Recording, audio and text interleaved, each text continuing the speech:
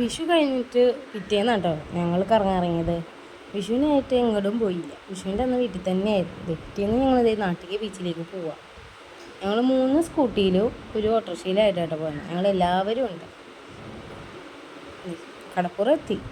നടക്കുക, എവിടെയെങ്കിലും ആൾക്കാർ ഒഴിഞ്ഞെടുത്ത് നിന്ന് കളിക്കാമല്ലോ എന്ന് വെച്ചിട്ടാണ് എല്ലാവരും കൂടെയുണ്ട്. ചെന്ന വഴിക്ക് പിള്ളേർ 4 പേരും ഇറങ്ങി കളി തുടങ്ങി. പിന്നെ പതിയെ ഞങ്ങൾ ഫോട്ടോയൊക്കെ എടുത്ത് പതിയായിട്ട് ഇറങ്ങിയത്. കളി കഴിഞ്ഞാൽ പിന്നെ ഫോട്ടോ എടുക്കാൻ പറ്റില്ലല്ലോ. നനഞ്ഞ് കുളിച്ച് എങ്ങനെയും വീട്ടിലെത്തിയാൽ മതി എന്ന് പറഞ്ഞായിരിക്കും നിൽക്കുക. അങ്ങനെ കടലിൽ കിടന്ന് മറിയായിരുന്നു. മുങ്ങുന്നു, എഴുന്നേക്കുന്നു, എല്ലാവരും പിള്ളേരും ഉണ്ടായിരുന്നു കേട്ടോ. പോരാൻ തോന്നണ്ടേ, എന്നിട്ട് നല്ല തിര കൂടുതലുണ്ടായിരുന്നു. പാറുക്കുട്ടിയുടെ സൗണ്ട് ആട്ടോ ഇടയ്ക്കിടയ്ക്ക് കേൾക്കുന്ന. അവൾ ഞാൻ വോയിസ് ഇട്ടിരിക്കുമ്പോൾ എൻ്റെ അടുത്ത് വന്ന് നിന്നിട്ട് ഞാനും പറയട്ടെ എന്ന് പറയാനേ.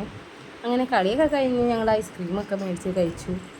അങ്ങനെ തിരിച്ച് വീട്ടിലേക്ക് പോവാം. അപ്പോൾ ഇത്രയേ ഉള്ളൂ. ടാറ്റാ.